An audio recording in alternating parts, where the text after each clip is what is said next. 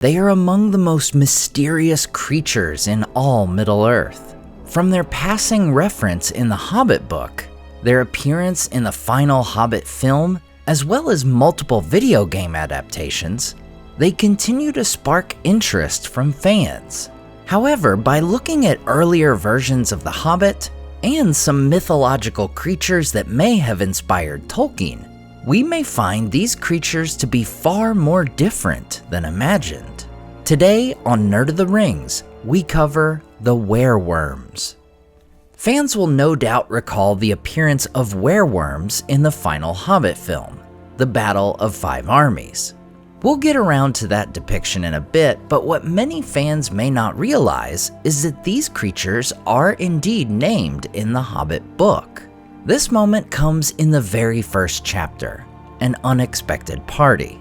It comes when the dwarves are discussing Bilbo after he had become overwhelmed by the idea of perhaps never returning from the quest. As they are questioning and belittling him, his Took side wins out, and he comes back into the room defiantly stating, "Tell me what you want done and I will try it. If I have to walk from here to the east of East and fight the wild wereworms in the last desert." We know that in terms of the location, the East refers to the lands of Rhûn, which are themselves quite mysterious and expansive. As for the last desert, again, this is the only reference to such a location, though we can deduce that it is some desert located far to the east of Rhûn. As for the worms themselves, we've seen them more in adaptations than they appear in the books. Perhaps most famously is in the third Hobbit film, where they are depicted as monstrously huge worms used by the Dark Powers to burrow tunnels for a surprise arrival to kick off the Battle of Five Armies. And then they kind of just leave, maybe. I can't really say for certain. But looking at the geography, the best I can determine is that this primary army of Azog that's coming from Dol Guldur likely takes a southern route around Mirkwood, which would bring them a bit closer to Rhûn. We've also seen them in gaming adaptations, including the Middle-earth role-playing game of the 1990s, the 2003 Hobbit video game, Battle for Middle-earth 2, and in a DLC for Middle-earth Shadow of War. Very often, they're depicted as great worms capable of burrowing underground, and to varying degrees, these depictions show similarities to the version we saw in the Peter Jackson film. But what did Tolkien envision when he wrote Wereworms? And could the Wereworms actually have been a different creature entirely? For that, we'll first look at Tolkien's earlier drafts of this first book, where this line was notably different. In the earliest fragment of The Hobbit, Bilbo offers to walk to the Great Desert of Gobi and fight the wild wire-wyrm of the Chinese. Later, this would become the Last Desert in the East and fight the wild wire-wyrms of the Chinese, before landing with the version we have in the published book. While some may focus on the change from wire-wyrm to were-wyrm, I find the more interesting element to be the inclusion of the Gobi Desert in China, a very real location. And it just so happens that there's a legend of a deadly worm in this very desert, the Mongolian death worm. This creature was introduced to the Western world by a book called On the Trail of Ancient Man by American paleontologist Roy Chapman Andrews.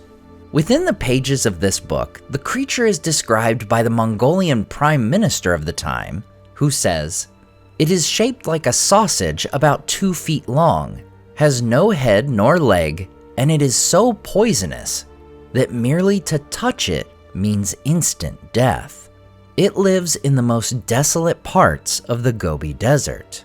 Believed to be mythological in nature, this worm has varying depictions, but often it is described as being up to 3 feet or 1 meter long, dark red in color, and that it wields spike-like projections at both ends. It is also said to spend much of its time beneath the sands of the Gobi. Over the past century, this legend has inspired numerous expeditions of people seeking out the creature. In the 1990s, a Czech cryptozoologist, sought to bring the worm to the surface through rhythmic thumping. And if this sounds familiar, he was indeed inspired by the novel Dune. These attempts to find the Mongolian death worm would go on well into the 2000s to no avail. It's also worth noting that this legend inspired the monsters of the film franchise Tremors. But could Tolkien have heard about these creatures from this 1926 book, prior to starting to write The Hobbit some 4 years later? Or is there perhaps another in-world explanation for this creature? While the term Were-wyrm only appears once throughout all Tolkien's Middle-earth, the word worm is much more frequent, and it often refers to dragons. Much of the time, a worm is a dragon that does not have wings, as we see with creatures like Glaurung. But even Smaug is quite often called a worm by Bilbo and in Dwarven song. Perhaps these werewolves of the Far East were some descendants of dragons, whose ancestors had fled the downfall of Morgoth and made their dwelling in the farthest reaches of Rhûn. Interestingly, one of those games I mentioned earlier, the Middle-earth role-playing game, actually interpreted wereworms in this way. They are essentially some species of wingless and legless dragon, and they actually have two varieties in the game. One is the sand drakes, whose name makes the connection quite apparent. The other variety of wereworm leans into the popular depiction of things like werewolves, in that they use sorcery to take on the form of other beings. Personally, I think the former variety to be more likely what Tolkien envisioned. While Bilbo's use of the term certainly implies he's not speaking of a dragon, a wereworm is definitely not something Bilbo himself has seen. And as centuries and millennia pass, these legends of creatures can transform through the telling of their stories. Of course, we also cannot rule out the possibility that wereworms are entirely fictional in the world of Middle-earth. There are many unique creatures mentioned in Hobbit poems, mostly found in the adventures of Tom Bombadil, that do not appear or even garner a mention anywhere else in Tolkien's books. Whatever they were, the wereworms would live on in Hobbit lore, known to the most adventurous of their kind. As always, I want to say a huge thank you to all my Patreon and YouTube supporters who make this channel possible.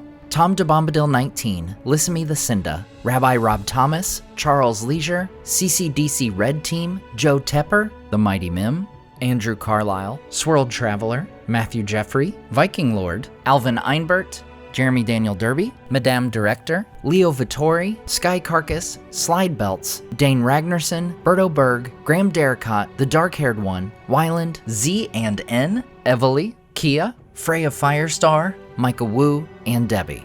If you enjoyed the artwork in this video, check out the artists in the description to purchase prints of their great work for yourself. Thanks so much for watching, and we'll see you next time on Nerd of the Rings.